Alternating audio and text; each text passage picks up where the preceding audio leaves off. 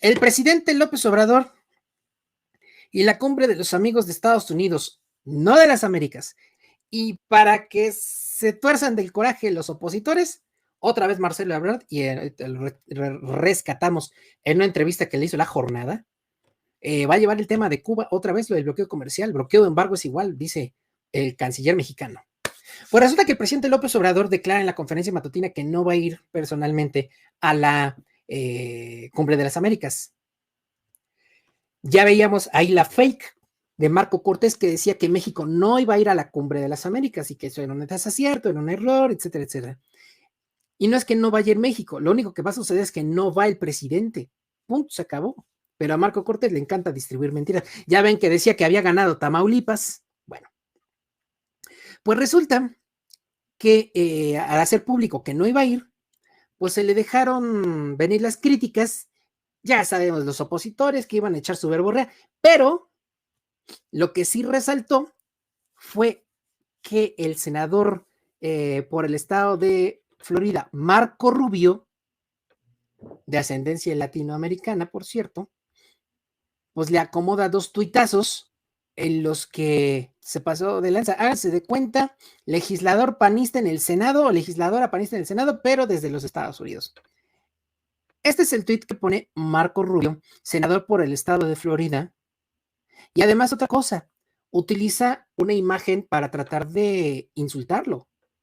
Con la imagen donde aparece, vemos con el pulgar encima, en la frente, como cuando con la seña de loser. De hecho, aquí, si observamos, se alcanza a hacer la L de loser. Bueno, dice Marco Rubio, de hecho aquí vemos, es un Twitter, cuenta verificada, como podemos ver aquí. Dice, Christian husband, father, American senator for Florida, banned in China and Russia.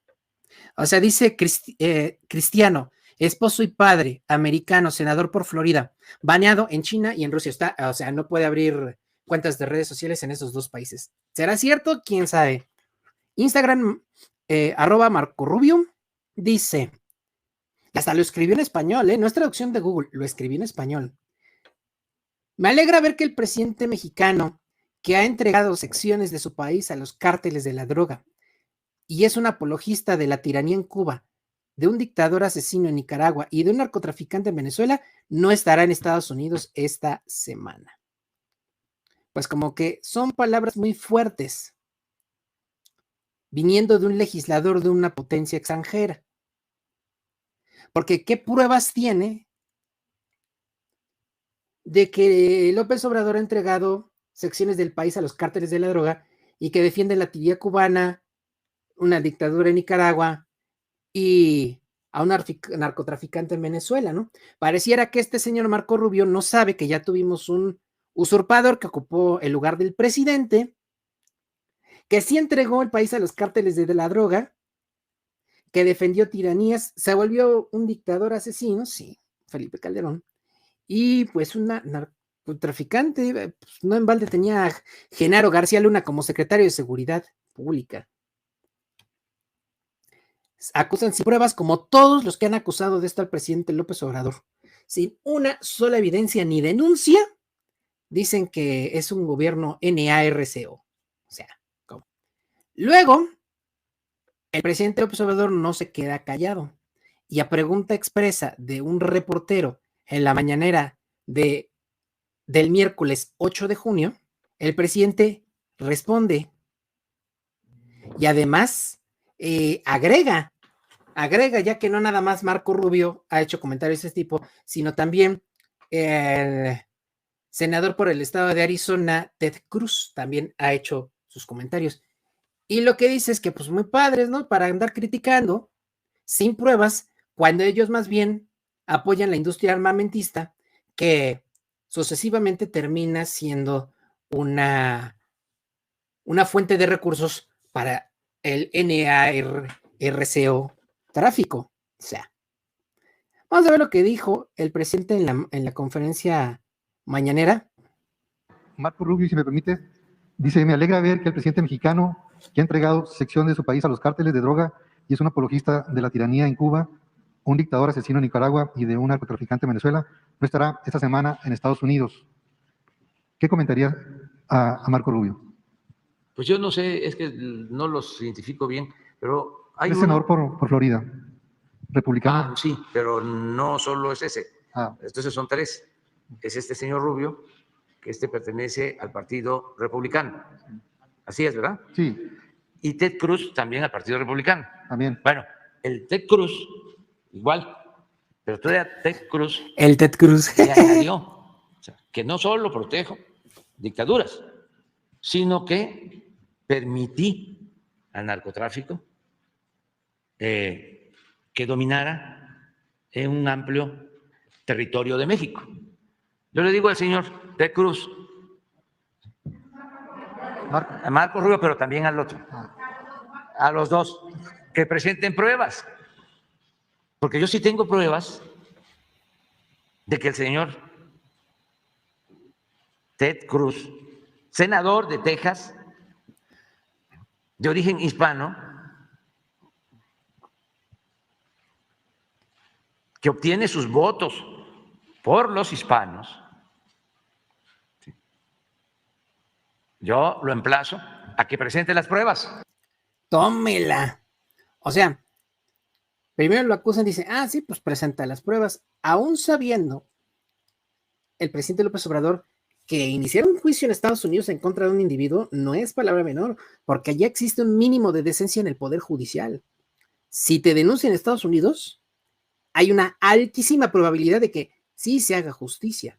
Y si te declaran culpable de algo es porque realmente lo eres. Y si te declaran inocente de algo es porque realmente lo eres también. O sea, no como aquí, que la justicia se compra y se vende cara para que quienes la buscan comprar, les cueste bastante.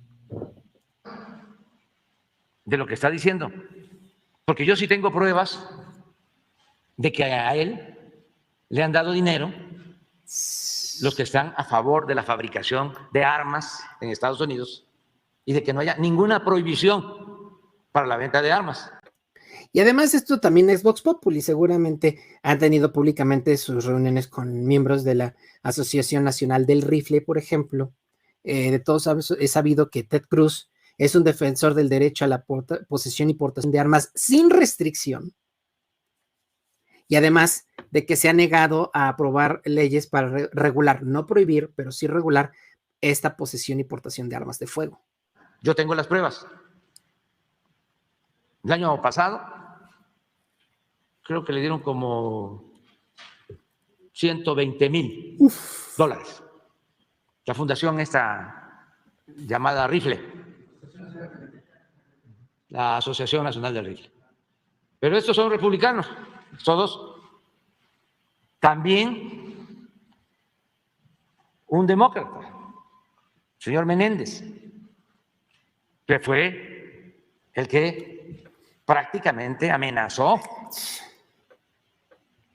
de que no iba a votar a favor de las iniciativas del presidente Biden si se invitaba a todos los países de América a la llamada Cumbre de América. Y como ya sabemos, una situación muy compleja, son 50 senadores republicanos, 50 senadores demócratas. Y si este senador demócrata se inconforma por la invitación que se haga a todos los pueblos y a todos los países de América, pues ya entonces gana el Senado del Partido Republicano. Entonces, entiendo perfectamente al presidente Biden, nada más que no comparto ese punto de vista. Una nación, un gobierno, no puede ser rehén de intereses personales o de grupos. Aquí tiene toda la razón, porque dice el presidente López Obrador que el senador Bob Meléndez ya le dijo al presidente Biden que si él invitaba a Nicaragua, Venezuela y Cuba a la Cumbre de las Américas, él iba a votar, a pesar de ser demócrata, o sea, de su propia fracción partidista, votar en contra de sus iniciativas de ley. Y si ya tienes encima, en contra, perdón, a los republicanos, si están 50-50, imagínate que un demócrata vota en contra, pues quedan 51-49 y pierde sin ninguna posibilidad de negociar. ¿Qué es eso? Y dice el presidente López Obrador, ¿qué es eso de que no tienes la libertad de tomar las decisiones que tú consideres correctas porque hay un pelafustán que te está amenazando con boicotearte las decisiones importantes de gobierno? No se puede guiar por ideologías, por dogmas, por odios, y mucho menos los llamados representantes populares pueden medrar con el dolor, con el sufrimiento de los pueblos. Entonces, esa es la respuesta. A ver, porque también Elizabeth lo mencionó, ¿cuál es mi vinculación con el narcotráfico en México? Yo no soy Felipe Calderón, aunque no les guste, no solo a sus más cercanos simpatizantes, sino a muchos que votaron por él. Pero hay que saber rectificar, no caer en autocomplacencia. Exactamente. Él no es Felipe Calderón y tiene toda la razón porque están asumiendo que él está haciendo lo mismo que hizo Felipe Calderón. Calderón puso a un miembro del crimen organizado en la Secretaría de Seguridad Pública. 4, no 1, ni 2, ni 3, 4 de sus más altos funcionarios en materia de seguridad pública estaban coludidos con bandas del crimen organizado o practicaban actos delictivos. O sea, ¿qué más comprometedor puede ser eso? Y dicen que el presidente López Obrador es de esta misma calaña, porque 1, saluda a la mamá del Chapo Guzmán. 2, porque ha ido varias veces a Sinaloa y otro tanto de veces, y un mismo tanto de veces a Badiraguato, a la tierra del Chapo. Y 3, porque el año pasado Morena ganó los estados que están en la costa del Pacífico, como si esto fuera sinónimo de NARCO, tráfico, como si fuera sinónimo de eso. Pues no, nada que ver. Basta de estigmatizaciones, dice el presidente. Yo no soy Felipe Calderón. Por eso lo menciona. Porque con Felipe Calderón había pruebas contundentes y concretas. Y que ahorita se están confirmando de que no estaba haciendo las cosas bien. Y luego, amigas, amigos, más adelante, le pide Jesús Ramírez Cuevas y al equipo de comunicación social que busque un video de una entrevista que le hace un corresponsal británico a Ted Cruz en Estados Unidos. Y el senador Cruz había asistido a las inmediaciones de una escuela donde otra vez hubo un tiroteo. Y ahí el reportero británico le hace una pregunta incómoda, lo tacha de ser un agitador político, se da la media vuelta y se va. Para que nos demos cuenta el tipo de calaña que son algunos senadores de los Estados Unidos. Porque siempre se andan vendiendo como gente decente, educada, correcta, ética, moral, que practica los valores más constructivos, pero que en realidad pues deja bastante que desear. A ver, es de Ted Cruz.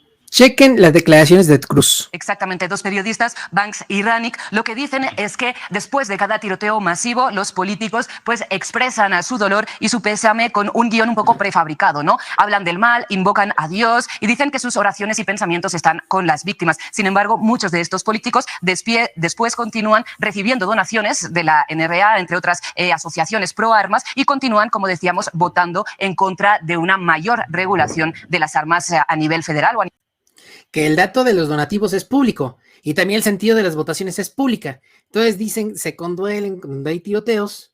No, pues sí, hacemos oración, lo que quieran, digan, estamos con la familia, pero a la hora de los hechos siguen apoyando a la Asociación Nacional del Rifle, recibiéndole donativos y aprobando leyes que los favorecen, o resistiéndose a aprobar leyes que regularían la posesión y portación sin control de armas de fuego. que no implica una prohibición, sino únicamente una regulación.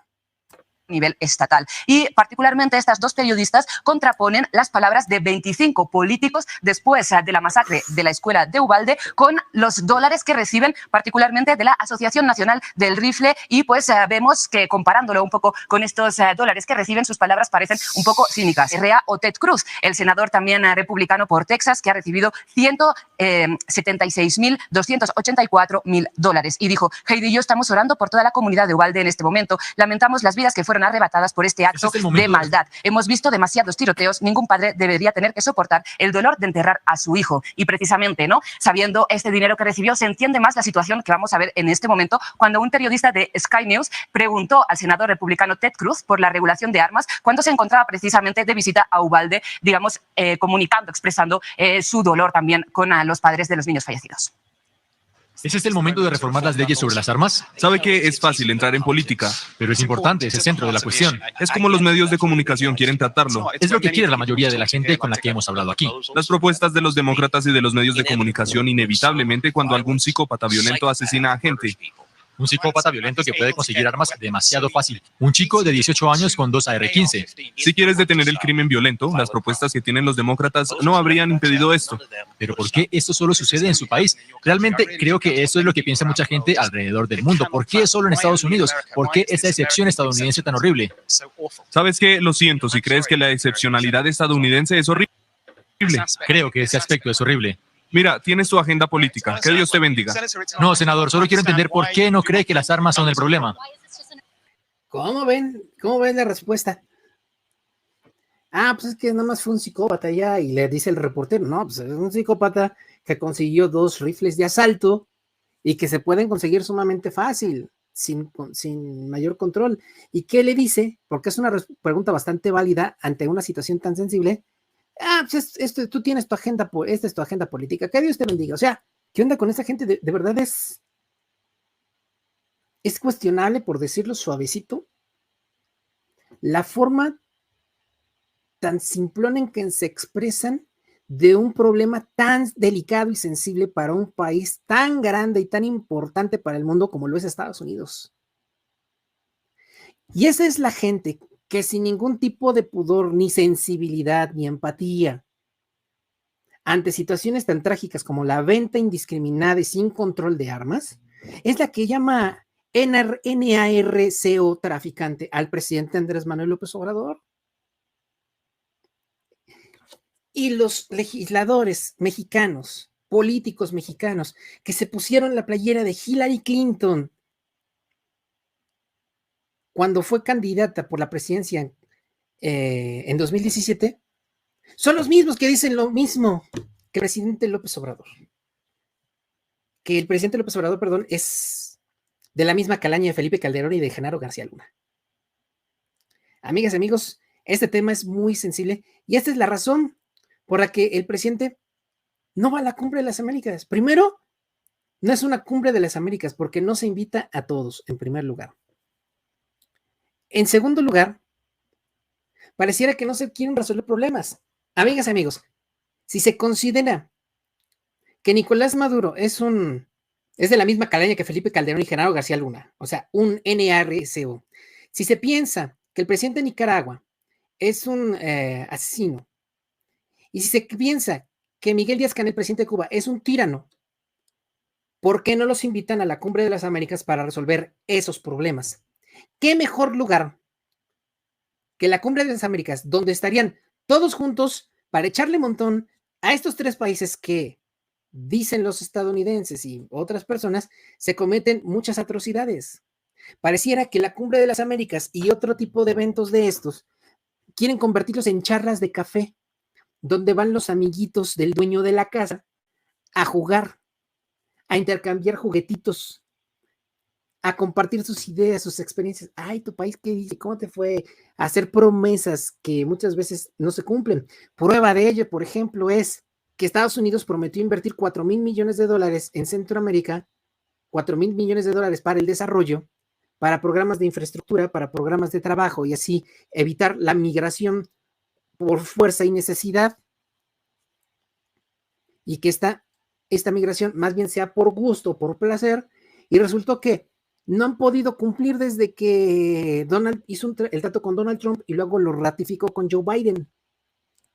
Ah, pero eso sí, para la guerra en Ucrania ya mandaron 30,000 millones de dólares para apoyar a Ucrania con armas e infraestructura militar. O sea, no tienen 4,000 millones para el desarrollo de Centroamérica, solo 4,000 millones. Pero sí pueden invertir hasta 6 o 7 veces más en una guerra que está a kilómetros de nosotros y que, dicho sea de paso, pues hay muchas cosas dudosas y cuestionables de ambas partes, tanto del lado ruso como del lado también ucraniano. Entonces dice el presidente, no, pues no voy, pero el que sí va es el canciller Marcelo Ebrard, de tal forma que Marco Cortés, cuando dice que México no va a la Cumbre de las Américas y ese es un error, pues eso es falso, porque México sí va a la Cumbre de las Américas, aunque no va el presidente López Obrador. Pero antes de pasar a lo de Ebrard, quisiera compartirles que Marco Rubio le contestó al presidente a través de su cuenta de Twitter. Ahora resulta que por el solo hecho de ser un senador gringo, hay que compararle el discurso. Mira que a toda madre. Dice, un presidente que tiene palabras duras para líderes democráticamente electos en Estados Unidos, aunque sabrá Dios de qué de democracia hablan, porque Estados Unidos es profundamente antidemocrático, ya lo he explicado en este espacio. Pero elogios para un dictador en Nicaragua, un narcotraficante en Venezuela y una tiranía marxista en Cuba. Les apuesto que Marco Rubio no tiene ni idea de lo que es el marxismo, ¿eh? Ni idea. Ahora, aquí vimos, amigas y amigos, la participación completa, lo que dijo el presidente. No sé ustedes, pero yo no escuché ningún elogio para el presidente de Nicaragua, ni para el presidente de Venezuela, ni para el presidente de Cuba. Ninguno. Lo único que escuché es que si tienen pruebas de que Andrés Manuel, de que el presidente de México es de la misma calaña de Felipe Calderón, que presenten las pruebas, que lo denuncien, pues. Cosa que no ha sucedido y probablemente jamás sucederá. Lo único que dijo es que no era posible que Bob Meléndez, senador del mismo partido que el presidente de los Estados Unidos, Joe Biden, lo haya amenazado de votar en contra deliberadamente si invitaba a Cuba, Venezuela y Nicaragua a la Cumbre de las Américas. Fue lo que dijo. En ningún momento elogió a ninguno de estos tres presidentes, ni al nicaragüense, ni al venezolano, ni al cubano, a ninguno. Pero parece que a Marco Rubio le encanta hacerse chaquetas mentales al estilo de los panistas. Y ahora, líderes democráticamente electos, no en Estados Unidos se heredan los puestos, las legislaturas, senadurías o diputaciones, lo que ellos los llaman congresistas. ¿No se los hereda muchas veces de padres a hijos? Y duran años en el puesto, años, 10, 15, 20, 30 años en el puesto. Pero dice Marco Rubio que eso es democracia. La madre sabrá Dios. Y luego, tiranía marxista.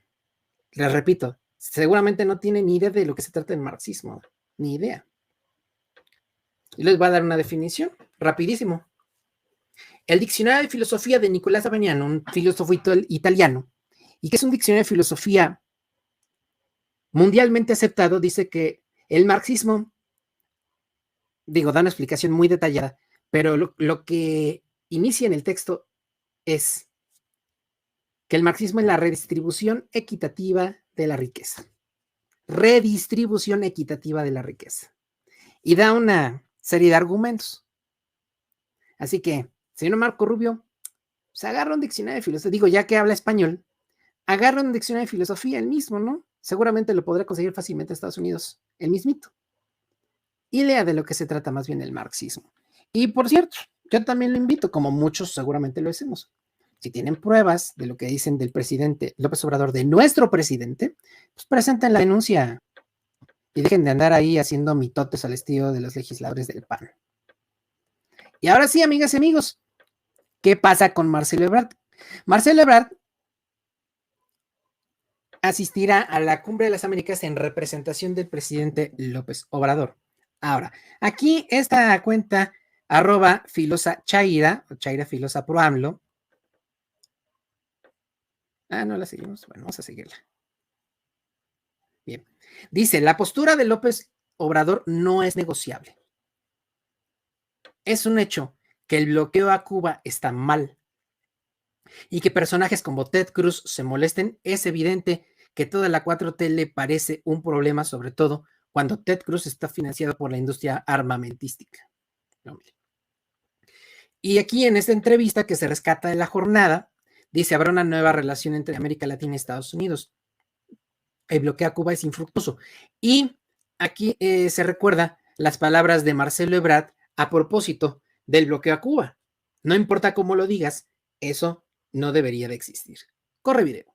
Si queremos dar lugar a una nueva etapa, que es el objetivo de la cumbre, o al menos eso es lo que se ha dicho, una nueva etapa en la relación entre América Latina, el Caribe y los Estados Unidos, no puedes mantener las viejas decisiones como, por ejemplo, las exclusiones de esta naturaleza o el derecho de intervención selectiva respecto a los países, porque es lo que está de fondo.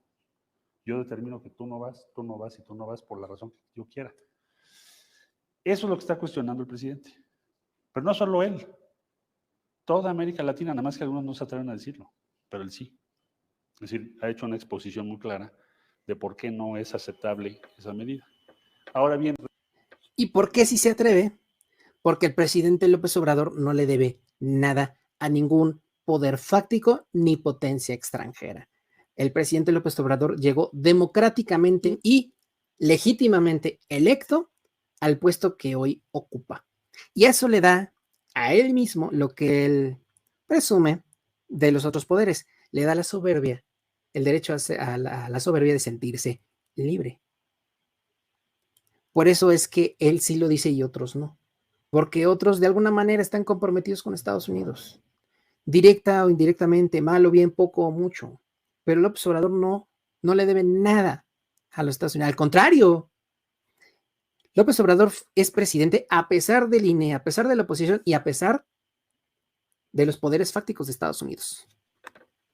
Cuba ha estado sujeta a un, le llamamos bloqueo, hay quien dice no es bloqueo, es embargo, bueno, una asfixia. Ese bloqueo se anima en una sola idea. Si aislamos un país, lo asfixiamos, no tiene combustible, no tiene medicinas, no puede exportar, no tiene turismo, no tiene divisas, entonces va a haber una rebelión y se va a derrumbar el régimen. Ese es todo el asunto. ¿Cuándo ha ocurrido? Nunca. Aquí Marcelo Ebrard afirma que la decisión del bloqueo es para desestabilizar al gobierno y hacer que el propio pueblo se vuelva contra el propio gobierno. Pero según versa la historia cubana y que el actual presidente cubano salió de un proceso democrático, o sea, la gente fue a votar por él, no fue una imposición, sí, que hay que decirlo, ¿no? Como fue la de Fidel Castro o la de Raúl Castro, que eran presidente de la República de Cuba y al mismo tiempo eran los líderes del Partido Comunista de Cuba. Miguel Díaz-Canel, aunque es del mismo partido, se postuló para la presidencia, compitió en una elección contra un contrincante y ganó la presidencia de Cuba. Entonces, es claro, dice Ebrard, que pusieron bloqueo embargo, como le quieran decir, con la intención de que el pueblo se volviera contra Fidel, contra Raúl y ahora contra Díaz-Canel, y no pasó eso. Hay una una fracción de cubanos que sí están inconformes, pero no es la mayoría. Es como cuando aquí en México los fachitos dicen, todo México en contra de Morena. No, güey, a ver, no es todo México, son ustedes. Los fachitos están en contra de Morena. Todo México está en contra de López Obrador. No, güey, ustedes, los fachitos, están en contra de López Obrador. Allá en Cuba es lo mismo. Todo Cuba está enojada con el presidente Miguel Díaz-Canel. No, güey. Es una fracción de cubanos las que están molestos, enojados con el presidente Díaz-Canel y que están inconformes con sus decisiones. Sería interesante conocer a fondo cuál es la situación real en Cuba. ¿Qué tanto la gente en verdad repudia a Miguel Díaz-Canel o al régimen castrista? ¿Qué tanto lo repudian en realidad? No desde la lectura gringa o desde la lectura de algún fachito mexicano. No. Desde la fuente original. Escuchar los puntos en contra, sí, pero también escuchar los puntos a favor. De hecho, en una escuela donde trabajé hace algunos años, una compañera profesora era venezolana y ella hablaba pestes del gobierno de Chávez. Todavía vivía Hugo Chávez, imagínense hace cuánto fue. Ella trabajaba aquí en México y se quejaba amargamente del régimen venezolano, de Chávez, pero nunca pude escuchar la otra versión de la historia, de un chavista, ¿no? ¿Qué es lo que molesta? Pues ya lo dijo. Pero, ¿y qué tiene de bueno? ¿Por qué algo a detener ahí donde la gente lo apoya? ¿Por qué? Porque en Venezuela existe la revocación de mandato y es sumamente fácil aplicarle una revocación de mandato al presidente de la República Bolivariana de Venezuela. No lo digo yo, lo dice su propia constitución. Juntar el 2% de firmas del padrón electoral, meter las firmas al Congreso de los Diputados de Venezuela, y una vez que se completa el requisito de las firmas, se determina si procede un juicio, lo que aquí es el juicio de desafuero, y si es así, entonces se procede al juicio del presidente y su posterior destitución. Es sumamente sencillo destituir a un presidente en Venezuela por la vía legal. Por eso me sorprende tantísimo que a pesar de tener un recurso constitucional, legal y sencillo para poderlo hacer, simplemente no lo hayan hecho y hayan optado por la vía del presidente encargado, Juan Guaidó. Ahora, muy enojados con Venezuela, pero ¿qué tal ahora que necesitaron petróleo? ¿Con quién fueron a negociar? Exacto, con Venezuela. A ver, ¿cuántos gringos no van y se atienden médicamente en Cuba? ¿Cuántos? Muchos. Aquí en México, ¿cuántos mexicanos que lo pueden pagar, que lo pueden hacer, van y se atienden en Cuba? ¿Cuántos? Muchos. Fachitos la mayoría. Pues entonces, en mi opinión, yo creo que sí debieron de haberlos invitado. Y si lo que dicen de estos tres países es cierto, es el momento en el que le debían de echar montón. Y la prueba, y ya concluyo esta sección y pasamos a los bonus, amigas y amigos, la prueba es la CELAC, la reunión de países latinoamericanos que se llevó a cabo aquí en México. México invitó a todos. Incluso Nicolás Maduro no confirmó si venía o no venía. Lo invitaron, pero no dijo ni sí ni no. Simplemente no contestó y nada más llegó. Y lo recibieron. Y ya estando aquí en México, en Palacio Nacional, en el Salón Tesorería, desde donde se realizan las conferencias matutinas, algunos presidentes y representantes de gobiernos, me acuerdo particularmente del caso de Uruguay, cuando inicia su intervención, dice: el hecho de que yo, representante de Uruguay, esté aquí, en el mismo lugar y en la misma mesa que Nicolás Maduro, el presidente de Venezuela, no implica reconocimiento ni aprobación del régimen que se ha impuesto en ese país. Y se vale, es perfectamente válido.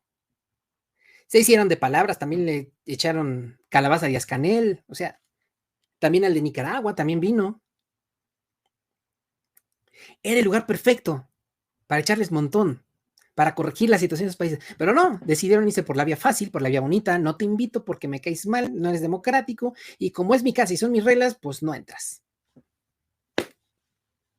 Qué política tan pobre, tan pequeña, tan sencillita, tan facilona. Amigas y amigos.